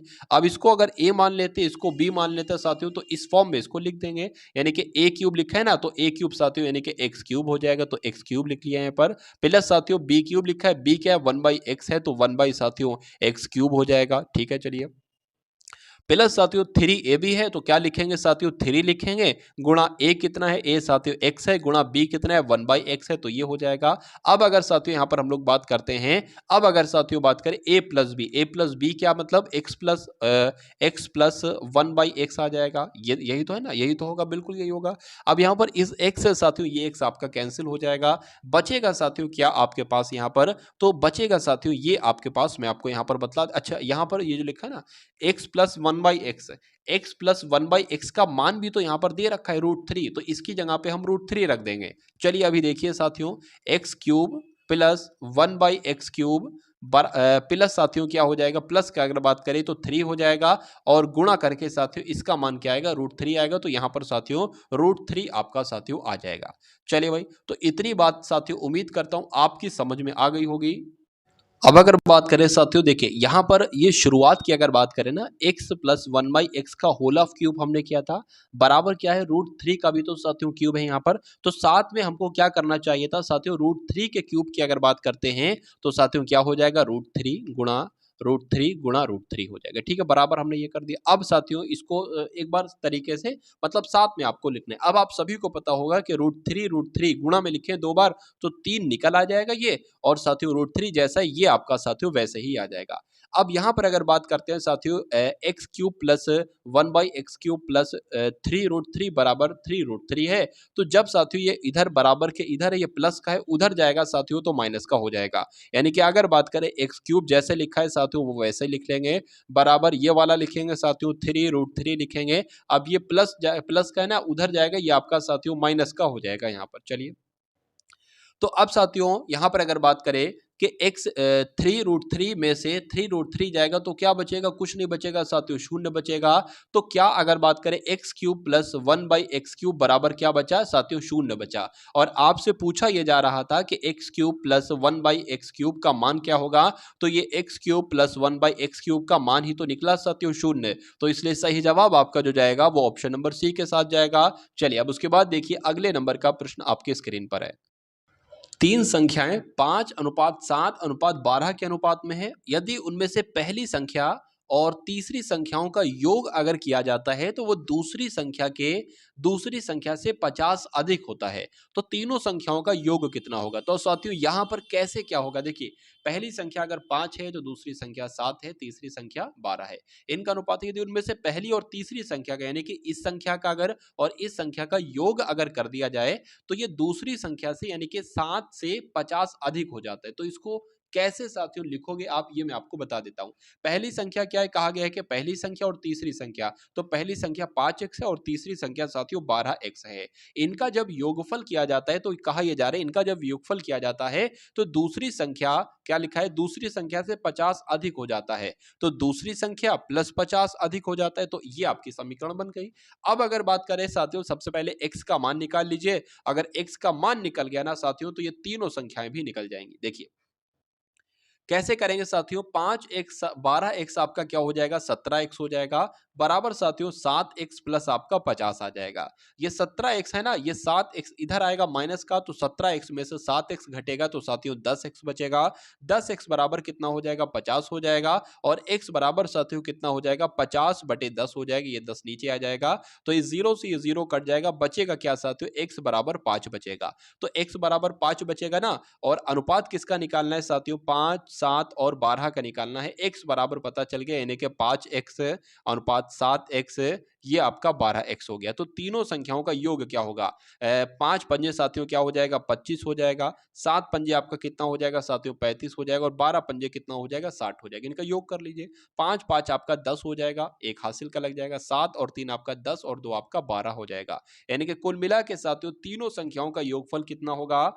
120 होगा। इसलिए सही जवाब आपका जो जाएगा वो ऑप्शन नंबर बी के साथ जाएगा। उसके बाद देखिए अगले नंबर का प्रश्न है कि यदि मोहन की आय महेश से 150% अधिक हो तो बताइए कि महेश की आय मोहन से आय से कितने प्रतिशत की कम होगी। इस टाइप का साथियों क्वेश्चन मैं आपको हर बार करवाता हूं। मैं आपको बताने की कोशिश करता हूं कि अगर इस टाइप का क्वेश्चन आ जाए और आप देखो भैया इसमें तो सिर्फ एक ही संख्या दी गई है, ये हम कैसे करेंगे? तो ये सिर्फ एक ही संख्या, पूरे सवाल में एक ही संख्या दी जाएगी और इस एक संख्या से ही आपको साथियों सही आंसर तक पहुंचना होगा। देखिए सवाल का स्ट्रक्चर कैसा होगा? दो लोग होंगे, कहा जा रहा है कि एक लोग की आय दूसरी से इतने प्रतिशत ज्यादा है। तो बताइए दूसरे की आय पहले वाले से कितने प्रतिशत कम होगी? तो आपको क्या लिखना है? जो संख्या लिखी है वो संख्या लिख देना है, गुणा साथियों 100 लगा देना है। बटे में क्या लिखोगे?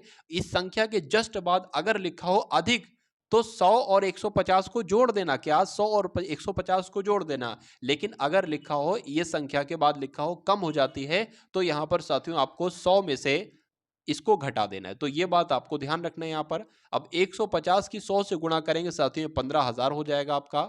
और नीचे आपका कितना हो जाएगा? 250 नीचे हो जाएगा।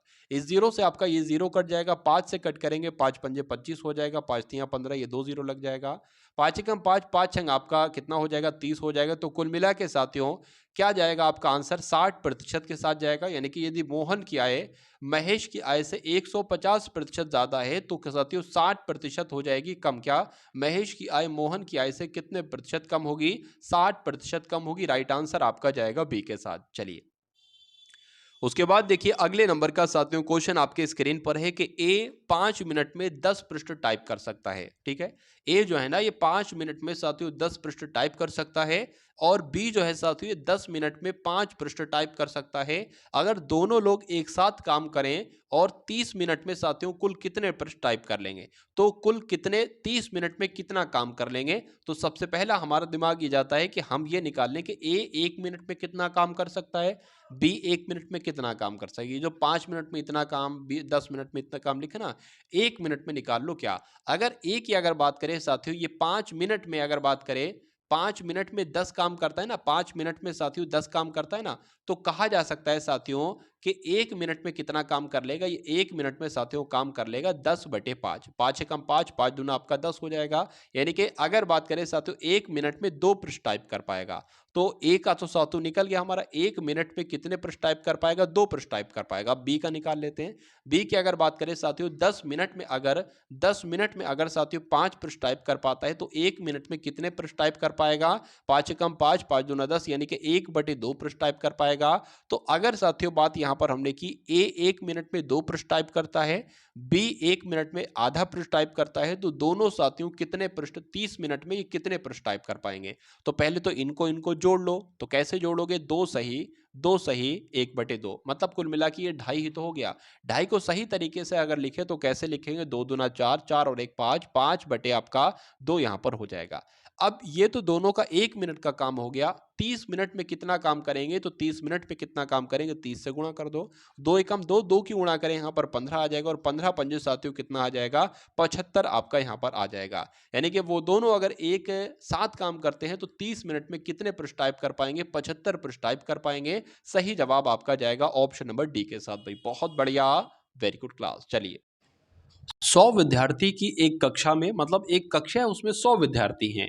इसमें से साथियों 50 विद्यार्थी जो है ना वो गणित में, 50 विद्यार्थी साथियों कहाँ पर, 50 विद्यार्थी की अगर बात करते हैं तो ये गणित में, और साथियों 70 विद्यार्थी जो हैं ये साथियों अंग्रेजी में क्या हो जाते हैं? ये फेल हो जाते हैं। ठीक है भैया, ये फेल हो जाते हैं। ठीक है ना, ये आपके क्या होते हैं? ये आपके फेल हो जाते हैं। उसके बाद लिखा हुआ कि 5 विद्यार्थी गणित में और अंग्रेजी दोनों में फेल हो जाते हैं, तो दोनों विषयों में उत्तीर्ण विद्यार्थी कितने होंगे? ये इस टाइप का क्वेश्चन साथियों आपसे पूछा जाता है। लास्ट में यही पूछा जाता है कि दोनों विषयों में कितने प्रतिशत विद्यार्थी पास हुए।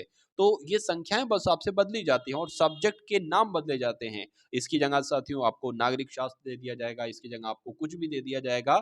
संख्याएं चेंज कर दी जाती हैं और सब्जेक्ट के नाम चेंज कर दिए जाते हैं। बस साथियों और कुछ नहीं चेंज किया जाता है। तो मैं आपको यहाँ पर बता देता हूँ, अगर बात करें, देखिए बहुत सिंपल तरीके से मैं आपको समझाने की यहाँ पर कोशिश करूंगा। गणित में कितने प्रतिशत कितने फेल हो रहे थे छात्र, तो गणित में साथियों ये आपका फेल वाले हैं ना, फेल वाले लिखे हुए हैं।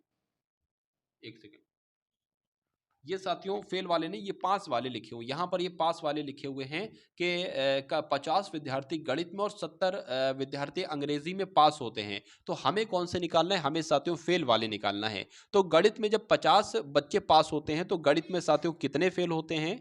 तो गणित में साथियों कितने फेल होते हैं? गणित में साथियों 50 फेल होते हैं। और जब अगर बात करें साथियों 70 विद्यार्थी अंग्रेजी में जब पास होते हैं तो अंग्रेजी की अगर बात करें साथियों कितने फेल होते हैं? तो 30 फेल होते हैं। ठीक है ना?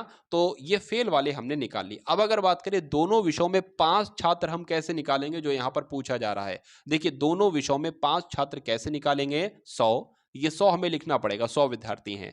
तो 100 लिख दिया और साथियों माइनस लगा लेंगे, ब्रैकेट लगा लेंगे अगर बात करें।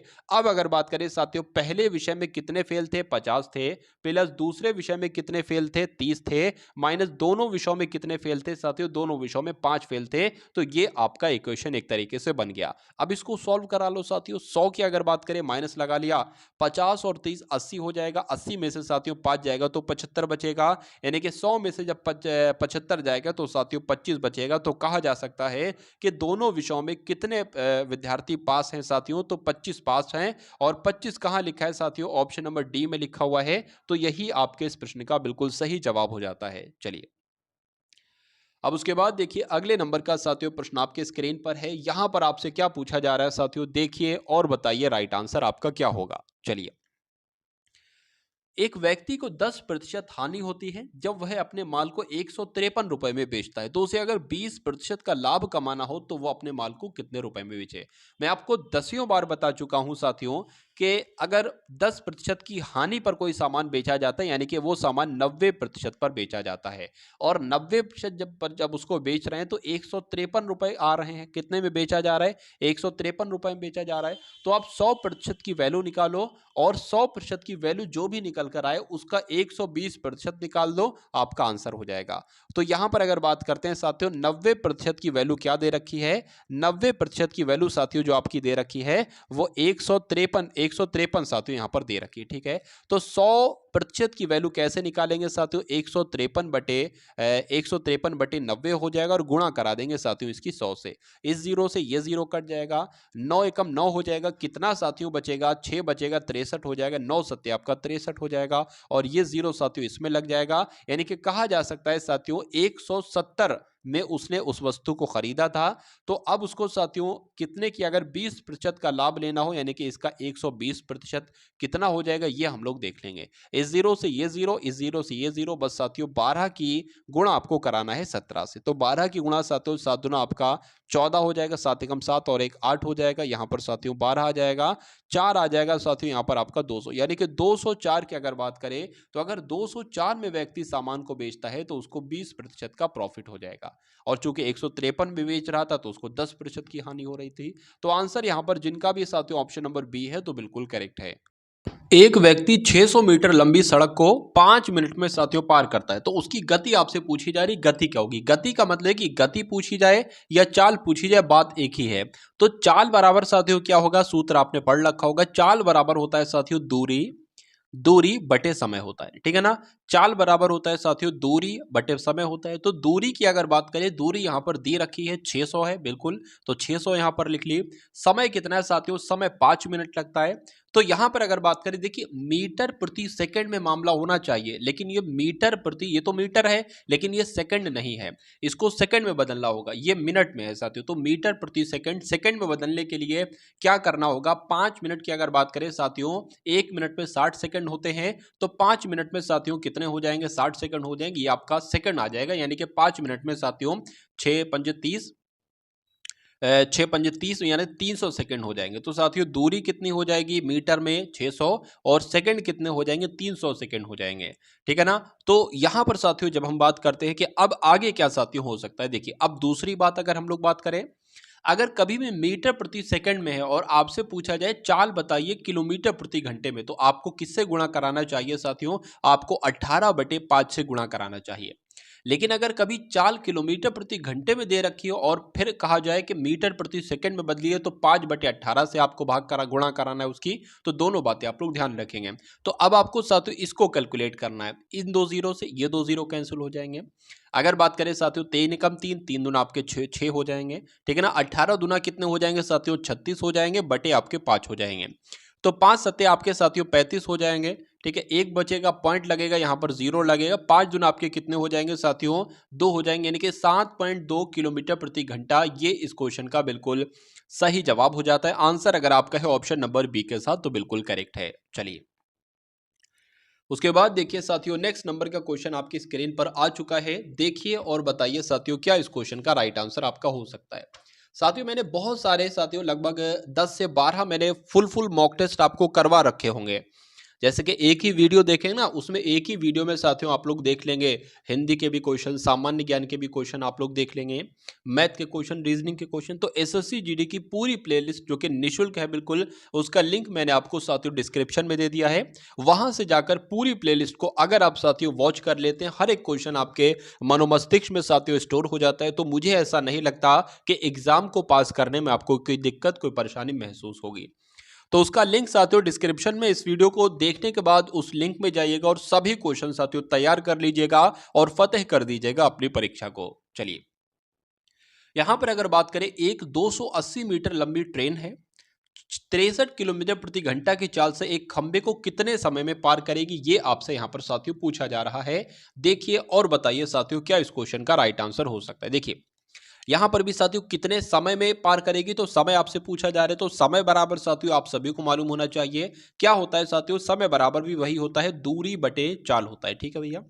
तो दूरी बटे चाल हो जाएगी। दूरी की अगर बात करें तो 280 मीटर लंबी ट्रेन है, तो 280 मीटर क्या हो जाएगी साथियों, एक तरीके से ये आपकी दूरी हो जाएगी। बटे में अगर चाल की बात करेंगे तो चाल आपकी 63 किलोमीटर प्रति घंटा है। अब यहां पर तो सेकंड में बात की गई है, तो इसलिए चाल को हमें कैसे बदलना होगा, मैंने आपको बताया था साथियों मीटर प्रति सेकंड में चाल को बदलना होगा। तो 63 की अगर बात करें किलोमीटर प्रति घंटा है, तो इसको मीटर प्रति सेकंड में साथियों बदलने के लिए हम 5/18 से भाग कराएंगे। तो यहां पर साथियों जब हम भाग कराते हैं साथियों, तो आपका 3 छंग आपका 18 हो जाएगा, 3 दूना 6 और ये हो जाएगा, ठीक है ना। और अगर बात करें 3 दूना आपका 6 हो जाएगा, 3 सत्ते आपका 21 हो जाएंगे, 7 पंजे 35 बटे आपका 2 यहां पर हो जाएगा।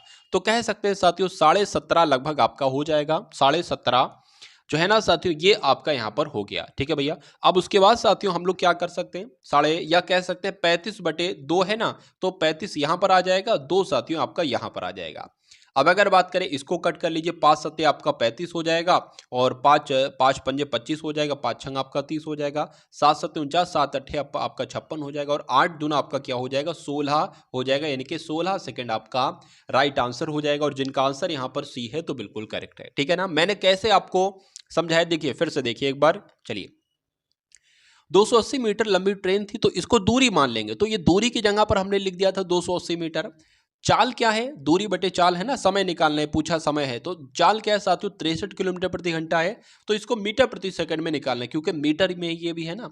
तो अगर किसी भी किलोमीटर प्रति घंटे को मीटर प्रति सेकंड में निकालना होता है तो उससे 5/18 से भाग करते हैं। तो यहाँ पर हमने 63 की गुणा कर दी, सॉरी भाग नहीं, गुणा कर दी 5/18 से। निकल कर आया जो आया वो 35/2 निकल कर आया। तो अब चाल की जगह पे हमने 35/2, 2 नीचे आएगा और इसकी इसलिए साथियों ऊपर चला जाएगा। तो अब इसको कैलकुलेट किया हमने, 16 सेकंड आ गया, तो इसलिए सही जवाब आपका सी 16 सेकंड के साथ जाएगा। चलिए अब उसके बाद देखिए अगले नंबर का प्रश्न आपकी स्क्रीन पर है, देखिए और बताइए सही जवाब आपका क्या होगा।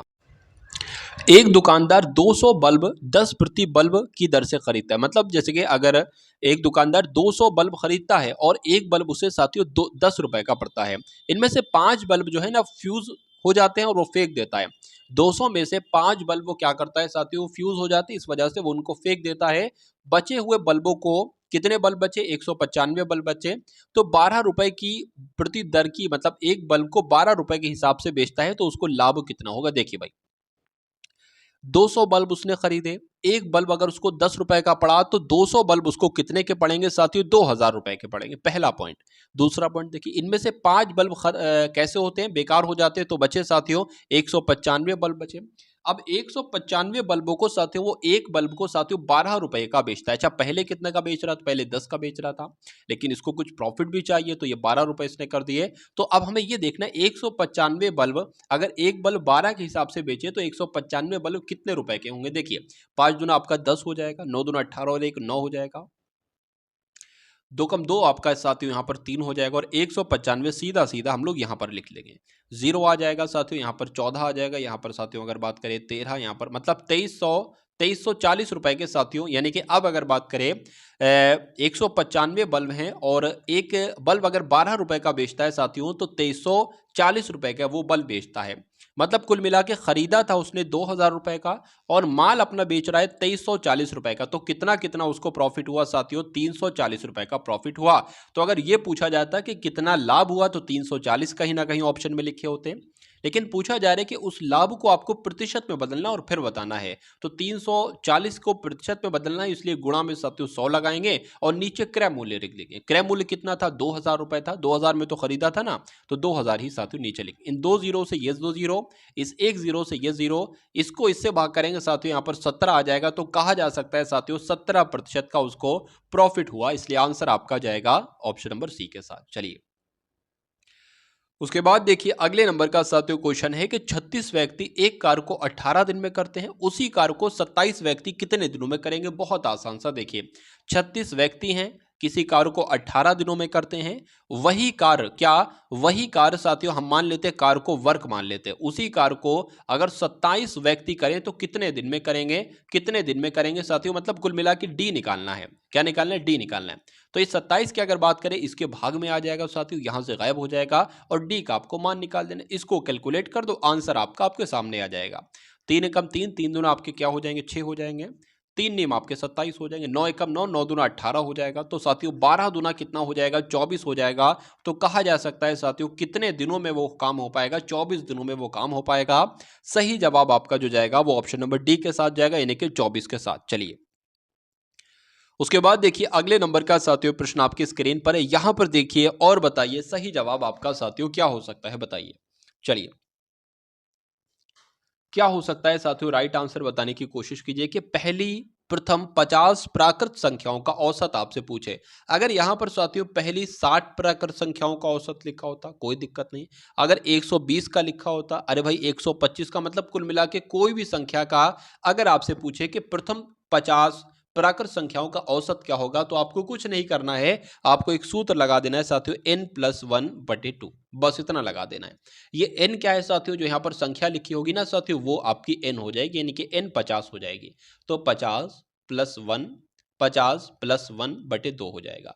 तो ये आपका 51 बटे साथियों 2 होगा। तो 51/2 कितना होता है साथियों, 25.5 होता है। तो 25.25 साथियों क्या निकल कर आ जाएगा, ये औसत निकल कर आ जाएगा। क्या आपका राइट आंसर होगा, ऑप्शन नंबर डी आपका। यदि किसी वस्तु का क्रय मूल्य उसके विक्रय मूल्य के 80% के बराबर है। देखिए, क्रय मूल्य क्या होता है, जिस मूल्य पर हमने कोई वस्तु खरीदी है, और विक्रय मूल्य साथियों क्या होता है, जिस वस्तु पर हमने, जिस मूल्य पर कोई वस्तु हमने बेची है। तो यहां पर कहा जा रहा है कि क्रय मूल्य की अगर बात करें साथियों, देखिए मैं आपको इस प्रश्न को करने का बहुत आसान तरीका बता देता हूं।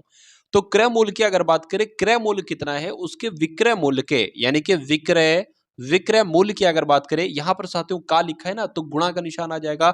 विक्रय मूल्य के 80%, 80% लिखा है तो 80/100 हो जाएगा, बिल्कुल साथियों हो जाएगा। तो क्यों ना साथियों ऐसे कर सकते हैं साथियों, क्रय मूल्य ये साथियों विक्रय मूल्य की भाग इससे हो जाएगी, तो ये इसके नीचे आ जाएगा, तो विक्रय मूल्य साथियों यहां पर आ जाएगा। क्रय मूल्य बटे विक्रय मूल्य बराबर कितना हो जाएगा, 80 बटे 100 हो जाएगा। यानी कि कहा जा सकता है कि अगर किसी चीज को अगर क्रय मूल्य 80 है तो विक्रय मूल्य 100 होगा। यानी कि किसी वस्तु को हमने अगर 80 रुपए में खरीदा है तो बेचा है उसको 100 रुपए में, तो लाभ कितना होगा, लाभ तो साथियों 20 का होगा। इस लाभ को प्रतिशत में बदलने के लिए 100 की गुणा करेंगे और नीचे आप सभी को पता है क्रय मूल्य आता है, तो क्रय मूल्य नीचे हमने लिख दिया 80। 20 से कम 20, 20 चौक आपका कितना हो जाएगा, 80 हो जाएगा। और 100 की भाग साथियों 4 से करोगे तो 25 आ जाएगा। यानी कि 25% का क्या होता है साथियों, प्रॉफिट होता है। सही जवाब आपका जाएगा डी के साथ। चलिए अब उसके बाद देखिए अगले नंबर का प्रश्न आपकी स्क्रीन पर है। यहां पर अगर बात करें किसी परीक्षा में पास होने के लिए अधिकतम अंकों के 36% अंक लाना आवश्यक है। वैसे आपने सुना होगा 33% पर पास इंसान होता है, तो यहाँ पर 33% की बात नहीं की गई, यहाँ पर साथियों 36% की बात की गई है कि अगर 36% आएंगे तो आप पास माने जाओगे। ठीक है, एक विद्यार्थी 113 अंक प्राप्त करता है और वो 85 अंकों से फेल हो जाता है, तो कहा जा सकता है साथियों 113 तो उसको अंक मिले, अगर उसको 85 अंक और मिल जाते तो उसको पासिंग मार्क्स मिल जाते, यानी कि उसके 36% उसको मिल जाते। तो कहा जा सकता है साथियों कि ये 36% के बराबर बिल्कुल कहा जा सकता है। यानी कि 36% बराबर कितना हो जाएगा, इसको अगर प्लस करें तो ये आपका 3 और 5 8 हो जाएगा। 8 हो जाएगा ना, बिल्कुल 8 हो जाएगा।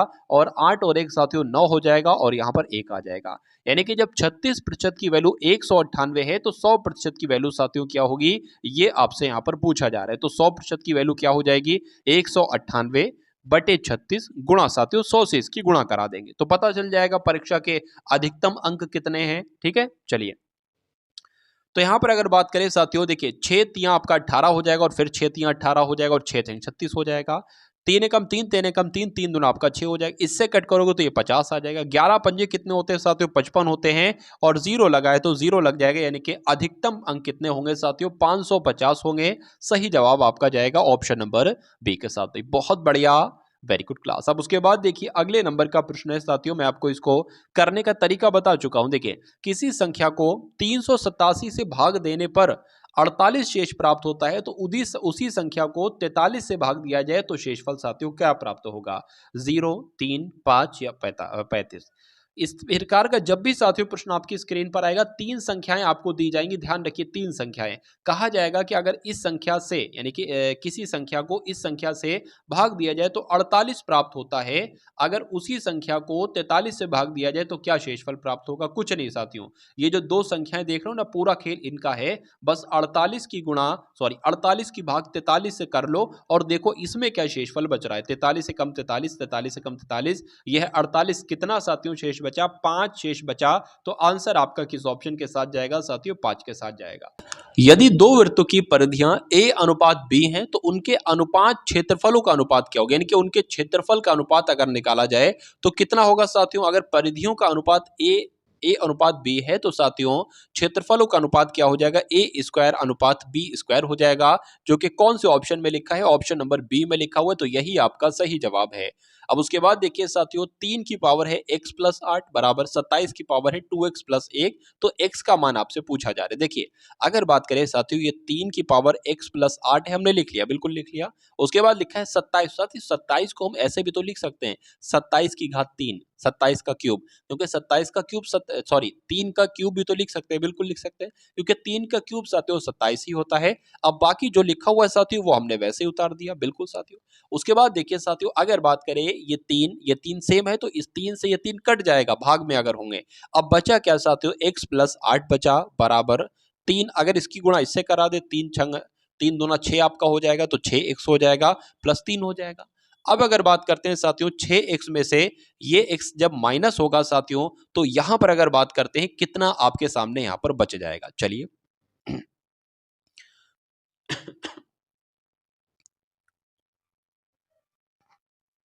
देखिए तो जब 6x यहाँ पर हमने लिखा, इस x को यहाँ पर लाएंगे साथियों, ये आपका माइनस का हो जाएगा, ठीक है ना। बराबर साथियों हमने यहाँ पर लगाया। अब ये क्या था साथियों, ये आपका 8 था, तो ये 8 ऐसा ही आ जाएगा। अब ये माइनस का आ जाएगा, ये जब माइनस का आ जाएगा तो 6x में से 1x जाएगा तो साथियों 5x यहाँ पर बचेगा, और 8 में से 3 जाएगा तो साथियों 5 बचेगा। तो x बराबर क्या आ जाएगा, x बराबर साथियों 5/5 आ जाएगा, यानी कि 5 एकम 5 आ जाएगा। तो x का मान साथियों जो निकलेगा वो 1 निकलेगा। तो x का मान ही आपसे पूछा जा रहा था, और एक कौन से ऑप्शन में है साथियों, एक ऑप्शन नंबर डी में है। तो यही आपका बिल्कुल सही जवाब हो जाता है।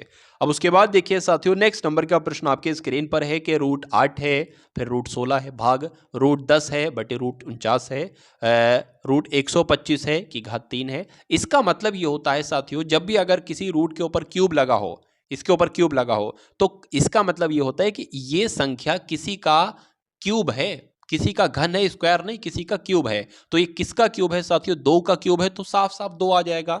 ये संख्या 4 का स्क्वायर है तो 4 निकलकर बाहर आ जाएगा।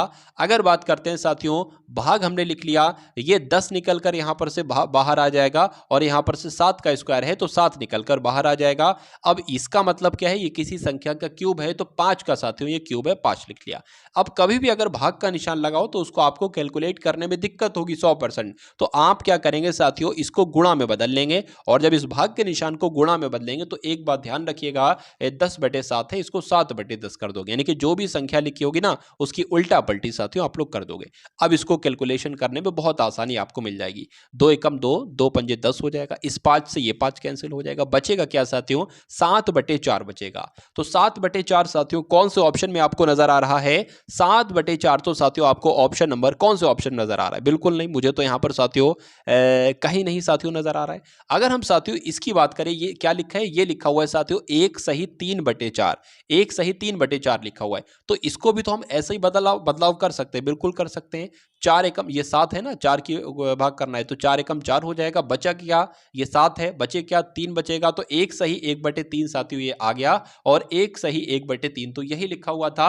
तो ए नहीं आंसर होगा साथियों, बी आपका आंसर होगा, ठीक है। तो जिनका आंसर यहां पर बी है तो बिल्कुल करेक्ट है। चलिए, अगर साथियों यहां पर वैसे मैं अगर बटा 4 लगा के ये आंसर कर देता, लेकिन मुझे ये आंसर दिख गया, तो ये आंसर मैंने आपको करा दिया। चलिए, एक व्यापारी ने 1 दर्जन साइकिलें 8880 रुपए में खरीदी हैं, और प्रति साइकिल यानी कि एक साइकिल साथियों 888 रुपए में बेची है, तो उसको लाभ कितना मिला, ये आपसे पूछा जा रहा है। देखिए, जब उसने 1 दर्जन साइकिलें यानी कि 12 साइकिलें, 1 दर्जन का मतलब क्या होता है, 12, तो 12 साइकिलें साथियों 8880 रुपए में खरीदी है, तो मैं कह सकता हूं साथियों, अगर 8880 की भाग हम 12 से करा दे तो उसने एक साइकिल कितने रुपए में खरीदी है ये हमको मालूम पड़ जाएगा। तो 12 एकम 12, 12 सत्ते साथियों कितना हो जाएगा, 84 हो जाएगा, 4 बचेगा 48 हो जाएगा, 12 चौक आपके 48 हो जाएगा। तो कहा जा सकता है साथियों, एक साइकिल उसने 740 रुपए में खरीदी, और एक साइकिल उसने 880 रुपए में बेच दी। तो बेची है साथियों 880 में, खरीदी है साथियों 740 में, तो कितना उसको प्रॉफिट हुआ साथियों मालूम पड़ सकता है, बिल्कुल साथियों मालूम पड़ सकता है। तो 148 रुपए का उसको प्रॉफिट हुआ। तो ये लाभ है आपका, ये लाभ है। अब इस लाभ को ही प्रतिशत में बदलना है, तो लाभ को प्रतिशत में बदलने के लिए गुणा का 100 का लगाएंगे। उसके बाद साथियों क्रय मूल्य यहां पर लिखेंगे, यानी कि एक साइकिल का क्रय मूल्य कितना था, 740 था, तो 740 साथियों यहां पर आ जाएगा। चलिए, हमने लिख दिया। अब इसको 2 से कट करें, 2 सत्ते 14, 2 चौक आपके 8 हो जाएंगे, 2 2 3 आपका 6 हो जाएगा, 2 सत्ते आपका 14 हो जाएगा, और 37 दुना कितना होता है साथियों, 37 दुना ही आपका 74 होता है। ये जीरो साथियों इसमें लग जाएगा, यानी कि 20% का प्रॉफिट यहाँ पर बिल्कुल साफ साफ साथियों आ जाएगा। तो आपका आंसर भी अगर साथियों ऑप्शन नंबर बी के साथ, तो बिल्कुल करेक्ट हो जाता भाई, बहुत बढ़िया, वेरी गुड क्लास। तो ये साथियों आपने एसएससी जीडी के लिए पूरे 80 प्रश्न देखे, 20 क्वेश्चन साथियों हिंदी के, 20 क्वेश्चन सामान्य ज्ञान के, 20 क्वेश्चन रीजनिंग के, 20 क्वेश्चन मैथ के। तो ये पूरा साथियों एक रियल पेपर की तरह मॉक टेस्ट आपको कैसा लगा, इस क्लास के बारे में कमेंट सेक्शन में आप सभी लोग जरूर बताएंगे। चैनल पर अगर नए हैं तो चैनल को जरूर सब्सक्राइब करेंगे, और इस वीडियो को भी जरूर साथियों लाइक कर देंगे। और अगर बात करें साथियों शेयर करने की, तो कम से कम 1-2 मित्रों को आप सभी लोग आराम से शेयर कर सकते हो, और किसी एक ग्रुप में भी आप सभी लोग शेयर कर सकते हो। और उसके अलावा साथियों एक व्हाट्सएप ग्रुप है एसएससी जीडी वालों के लिए, उसका लिंक आपको डिस्क्रिप्शन में मिल जाएगा, तो उसको ज्वाइन कर लीजिए। उसके अलावा साथियों प्लेलिस्ट दे रखी है मैंने पूरे मॉक टेस्ट की, मेरा मानना है अगर उस प्लेलिस्ट को आप तैयार कर लेते हैं तो एग्जाम में आपको कोई दिक्कत महसूस नहीं होना चाहिए। तो मिलते हैं हम सभी लोग आने वाली वीडियो में। जय हिंद साथियों।